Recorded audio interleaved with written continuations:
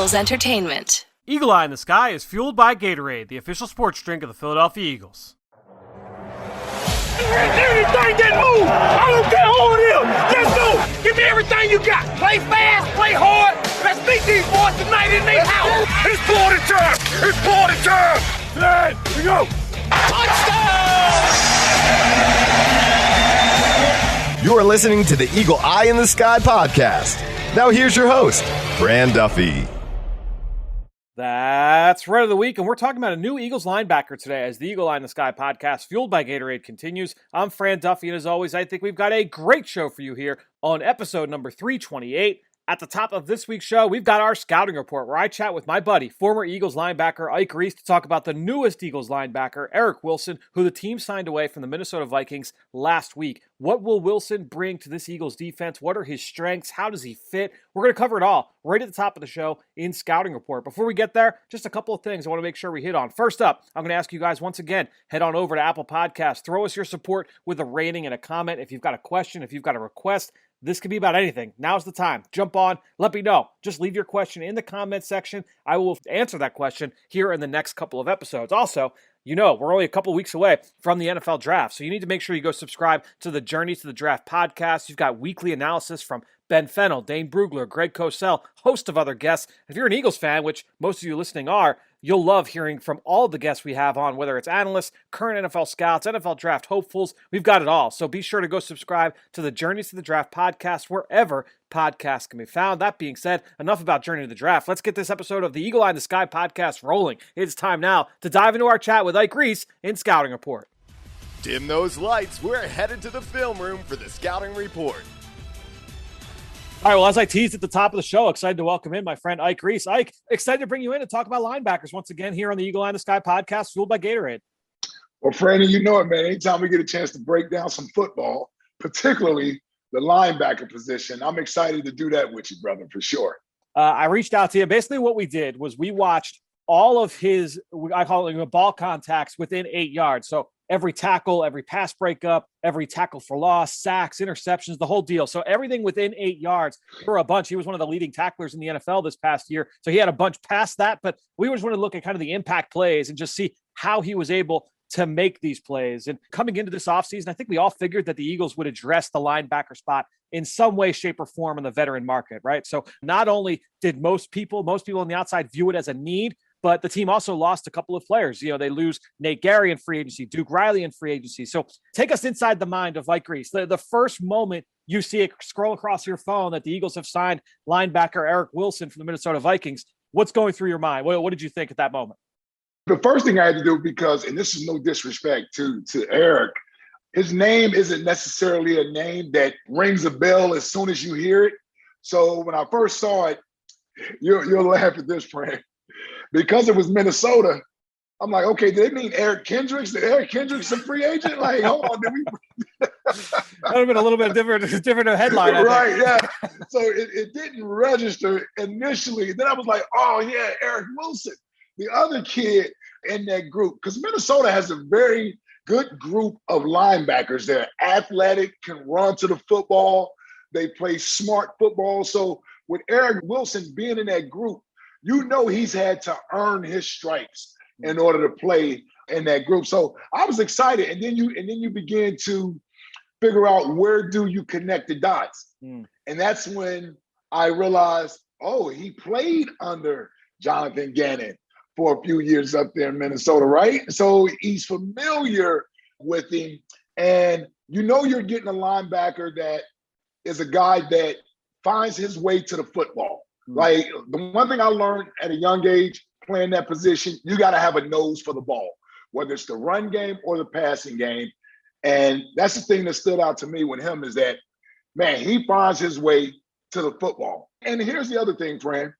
When you bring up initial thoughts on the Eagles signing him, I'm like, okay, we brought in a veteran linebacker. We brought in somebody that's going to be able to set the defense, because we got some young linebackers I like, but they're not necessarily ready yet. So having that veteran presence there, a guy that's played in big games and has made a lot of big plays, I thought it was a good signing from the moment that they signed him. It's only a 1-year deal, but hey, who knows? I mean, I think Nigel originally signed as a 1-year deal and wind up being here for a few years. So this could turn out to be that as well.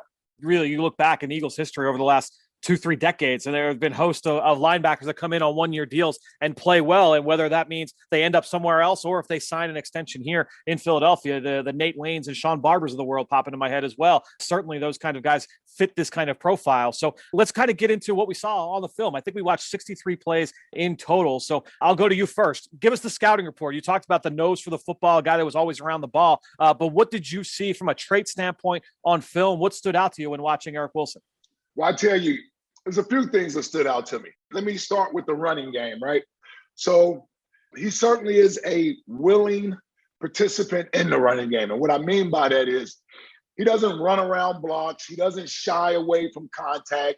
He knows that if he has a certain gap, that is his responsibility and it requires him to do some dirty work so that someone else could possibly make the play. He is certainly committed to doing that. That's a trait with linebackers that most coaches want to find out early. Is this guy going to be committed to playing the physical part of the football game in between the hashes, inside that box that we call 9-on-7? Is he going to be willing to do that? He was certainly a willing participant there. And then probably one of the best traits I saw from him in the running game is that he's usually going forward, meaning that he plays downhill, uses his hands, gets off blocks. And the thing, I'll talk to you about in the past, Fran, when it comes to linebackers, keeping those shoulders square to the line of scrimmage. Yep. You got to be able to do that to change direction. And he does a great job at that. But where he really stands out, Fran, and I'm sure you'll probably attest to this, is his ability to make plays in the passing game. It is a passing league. And while it certainly is important, particularly for linebackers, to be able to stop the run and play physical, today's game requires the linebackers to be athletes in space. Can you cover tight ends? Can you cover running backs? Can you recognize passing formations, the strength and the weaknesses of the defense? Get to your drop routes. So I watch him in zone coverage and I watch him in man coverage. Now, the good thing about him in man coverage is that he never seems to panic. Yep. Right? So I've seen him matched up on some of today's best offensive skill positions. Dalvin Cook, Alvin Kamara, matched up one-on-one with these guys. And we used to have a saying, Emmett Thomas, old defensive coordinator, Hall of Fame defensive back, he used to be like, listen, man, when you get out in the open space, don't look like you drunk out there in open space.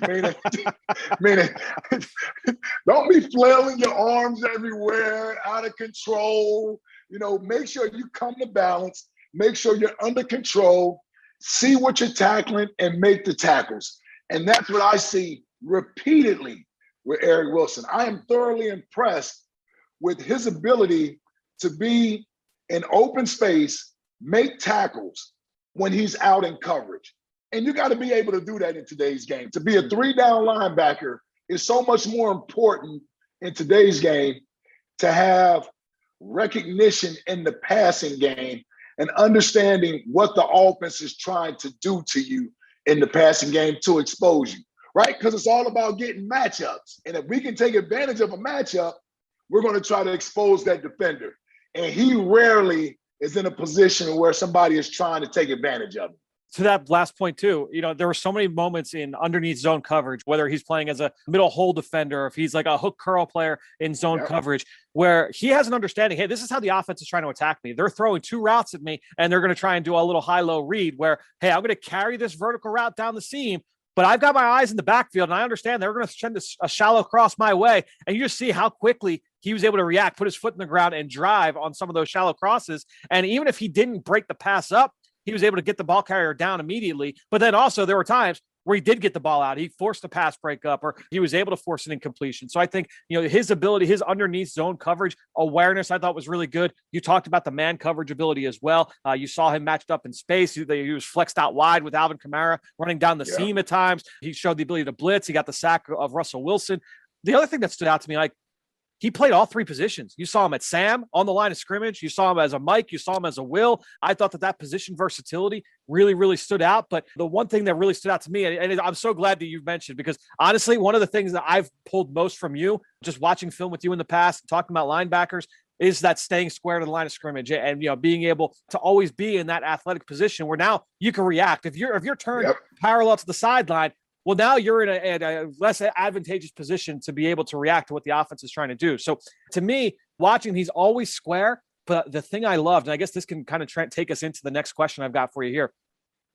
The one trait that really stood out to me most about him, he plays through contact so well. It is a contact sport. We talk about this all the time. It's a contact sport. And at every position, I talk about it receiver. I talk about it with offensive linemen, defensive linemen, corners. You have to be able to play through contact. Now, I think that in all phases, you saw him defeating blocks from tight ends, from lead backs, from receivers, from offensive linemen, taking on a pulling guard in the hole, taking a tackle leaped up to the second level in the zone run game. He's defeating those blocks, staying square to the line of scrimmage, and getting the football. His ability to play through contact really, really stood out to me. Yeah, no doubt, Fran. And you got to be able to do that as a linebacker. You have to be able to use your hands. You can't stay blocked. One thing used to drive Jim Johnson crazy is if a linebacker trades 1-for-1 with a blocker and doesn't get off the block, man. I can still hear Jim yelling at me about that in my early days. But it's so right that if you have the ability to shed blocks and stay active, you're going to find yourself around the football an awful lot. And that's the other thing about him is that he may get blocked, but he doesn't stay blocked. Yep. He doesn't stay blocked, and he has the ability to get off tackles and stay involved in the play.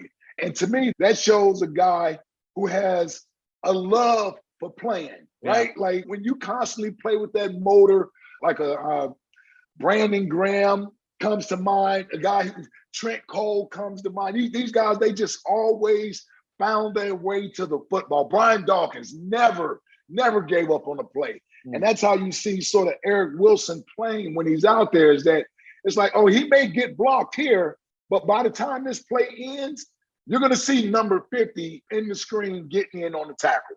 Was there a trait that stood out to you that was above the rest that was like, okay, this is where I was really, really impressed with his game? Oh, it's the coverage. It's the man-to-man coverage. Listen, I brought up Alvin Kamara. You put a linebacker out in open space with Alvin Kamara one-on-one, and that linebacker is usually looking around saying, where's my help coming from? I got to make sure I know where my help is coming from. And I'm sure in some of those defenses, Eric Wilson may have had some help, but here's the thing that I liked about him. I think they were in New Orleans when they were playing. Yes, yep. And it's down in the red zone area, and he has Alvin Kamara man-to-man. Now, what he knows is that his extra help is the end line at the back of the end zone. So he knows Alvin Kamara can only run this route so far before he's going to be out of bounds. And he does a great job of taking away the inside first, then making sure the only way this pass can be completed is if it's thrown in front of me. He makes sure he gets under Kamara, makes that pass have to go over the top, and there's no way that ball can be completed to Alvin Kamara. So just understanding that field awareness and knowing that where you can sort of push your offensive player to where your help is as a defender. That's just a heady play, knowing that you're in a tough matchup man-to-man. Whereas you can see that play with some other linebackers, and what you'll get is a guy panicking. You're going to get a pass interference because he's grabbing him and he's holding, and now you got a first down at the 1 yard line. So having the ability, especially in this division where you're going to have guys like Saquon Barkley and Ezekiel Elliott that you're going to have to cover, tight ends like Evan Ingram or Logan Thomas, like tight ends like that, you're going to need linebackers that can cover. That's such a benefit to a defensive coordinator to not have to put an extra defensive back in the game to cover versus having a linebacker out there who can do that type of covering and can play the run if need be. And to a point that you made earlier too, I believe I don't know if that play was like hurry up or if there was just like a late motion, but they motioned Kamara out a little bit late in the pre-snap phase, and so you could see there was some confusion on the back end for Minnesota. He travels out. He kind of looks around. He's like, no one else will get him. All right, I got him. And then he goes out and executes him. And to me, like that was one of the things that stood out most about that play as well. Just the confidence to be able to go out and make that play. For me, the one individual play that stood out, going back to my favorite trait, was his ability to play through contact. The play that he made against the Panthers, it was a jet sweep. You know how it is, jet sweep. They're going to leave the play side defensive end in the direction that the play is going. They're going to leave him unblocked. They want to get the offensive lineman or the tight end up to the linebacker. They want to erase the speed from the play. So the tight end releases up to get to Eric Wilson. He stays square to the line of scrimmage. He takes care of the tight end. That's gone. They also took the running back that was on that side. I believe it was Mike Davis. He's up as a lead blocker. So he's got to take on a second block. Stay square. Chuck's got blocks. Now he's got two guys down. He still has that speed and that range to be able to make the play. It was a short gain. So not only did he show the speed and the lateral quickness, the ability to defeat those blocks in space, but then still be able to come to balance and finish one-on-one as a tackler. To me, that checked a lot of boxes for me. To be able to play in today's game with all the different bubble screens and jets and things like that, I loved that play from Eric Wilson. And that's the thing, Fran. As a linebacker, you're going to get in today's games those types of plays, right? Like they want to get your eyes moving. They want to see if they can get you out of position, get you to take one false step somewhere so that blocker can get the angle on you to free that jet sweep up. And that's where it goes back to being disciplined with your technique, not being in a rush to get to a play. So when we talk about him keeping his shoulders square to the line of scrimmage, that allows him to see everything. He can see these plays. And through film study, now his instincts take over. So he can feel his way through this because he knows what play is happening right now. And he's anticipating these blocks as opposed to just running around and reacting as it happens. He's already anticipating. So sometimes when you watch film, it's hard to quantify how smart a player is with his pre-snap recognition and things that he just understands from film study. But I guarantee you, you don't make those type of plays just off natural instinct. That's film study. That's knowing what's coming and understanding, okay, I'm getting it, and now I know how to defend it. So that's three of our burning questions that I want to get down. I got two more for you before we get out of here. Number one, and you talked about this, you talked about the familiarity, Eric Wilson with Jonathan Gannon. Also, Nick Rallis, the Eagles linebackers coach, coached him in Minnesota. So you've got certainly some familiarity there. How important is it to have that guy on defense at every level who can help teach the scheme to the other guys? The Eagles have Anthony Harris at safety. Now you add in Eric Wilson at linebacker. How important is it to have those guys? And who were those guys for you when Jim Johnson came in early in your career? Right off the top, it's so important. And the first guy I remember is Tim Houck. Yeah. The missile. Yeah. I think he had played with Jim in Indy at some point. So he knew Jim's defense. And even though we had drafted Damon Moore to be his successor, Tim just knew the entire defense. So having a guy like Tim there on the field with us, he had the ability to explain Jim's defense to the players from the standpoint of what's going to be easier for us to remember this stuff, right? So you get the coaches up there teaching it, and they're just teaching it. But it helps when you have a player that's played in the defense. Now, I'm trying to think back. We didn't have, at the linebacker level, anybody that was familiar with Jim's defense early.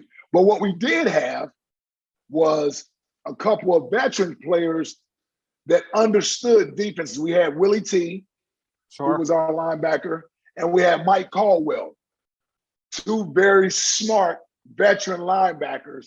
I think Mike was in his 7th year when Andy took over, and I think Willie T might have been in his 8th or 9th year when they took over. So they understood the concepts that Jim wanted to run. And Tim Houck had played for Jim, which it was so much more important because Jim's blitzes and the coverages, the combination coverages, could be difficult to understand, especially for young players. If you I come from Nick Saban's defense. We didn't have a lot of combination coverages in college.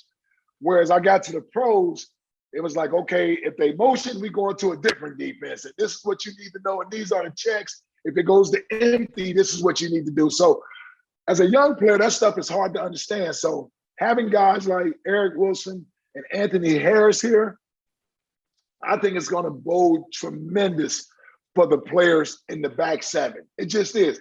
It helps everybody get lined up. You play faster, and it allows you to play instinctually as opposed to playing like a robot out there. So when Jim Johnson came in, that was going into your second year, right? Yes. Yep. It's interesting because I feel like I was going to ask you about this guy, but it's interesting parallels to like a guy like Davion Taylor. Davion Taylor entering year two, new scheme. So just like everybody else, he's kind of got to get up to speed from that standpoint. But, I remember you came on last offseason. We talked about just your development and how you came along in the NFL. You talked about the different jumps that you made. Now that Davion's been in the league for a year and he's kind of getting, hopefully gotten up to speed from just the speed of the game standpoint, what are some of the things that you hope to see from him in year two? And I again, looking at him and his skill set, he was kind of like that hybrid linebacker safety. You were a hybrid like the DN linebacker. Some interesting parallels I hadn't even thought about up to this point. Well, it's funny because Joe Banner told me that they didn't know whether to play me at linebacker or safety. Yeah. Right? At safety because of my size. But I wasn't fluid enough in the hips and my ankles to play safety. And that's putting it kindly. As Nick Saban used to say, I was stiff all the time. So I wound up selling at linebacker. And dude, Davion Taylor is a player friend that I'm excited for in his second year. I want to see this kid play. I want to see him get out there. I saw some flashes from him last year on special teams. I was like, man, this dude explodes into contact. I mean, literally, when he goes in to make a tackle, he explodes into the ball carrier. He just needs to play more, obviously, the inexperience. We know about his high school story.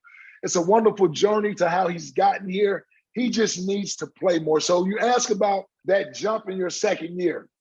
The biggest thing for me, Fran, was learning the defense as a whole. First of all of my responsibilities. Learn what my responsibilities were. And then I had to learn what the Sam linebacker did, what the Mike linebacker did. That's one of the things that Ron Rivera, who was our coach, my linebacker coach at the time, required of me being a backup player. He was like, dude, you need to know all three positions. And I thank him for it because it allowed me to understand the entire defense. It was, of course, it was a lot of work and a lot of studying, but I did it and it wasn't as hard as I thought it was going to be.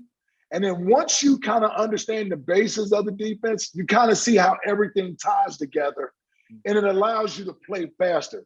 So for Davion, for me, in the new defense, the benefit for him this year is going to be, other than Eric Wilson, everybody else is learning at the same pace.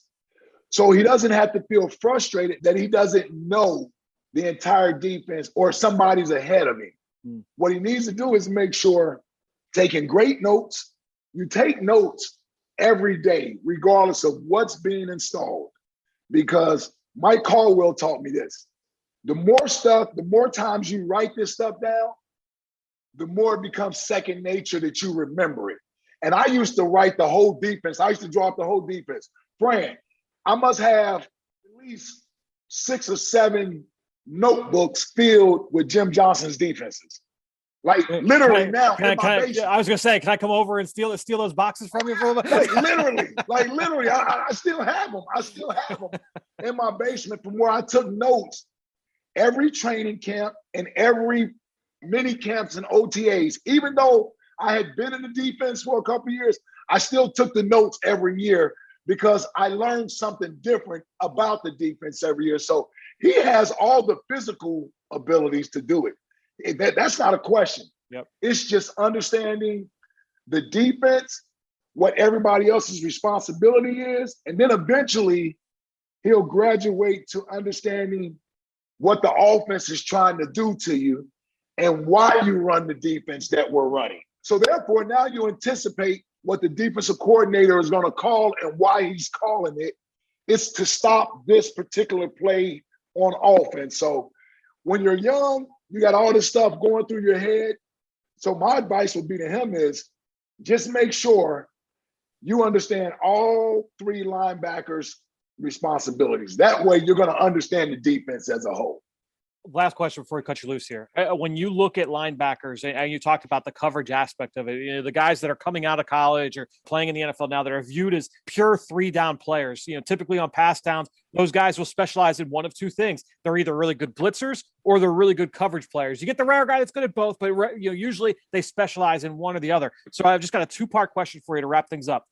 Which one of those traits, blitzing or coverage, do you view as more valuable? And which one do you feel is harder to find?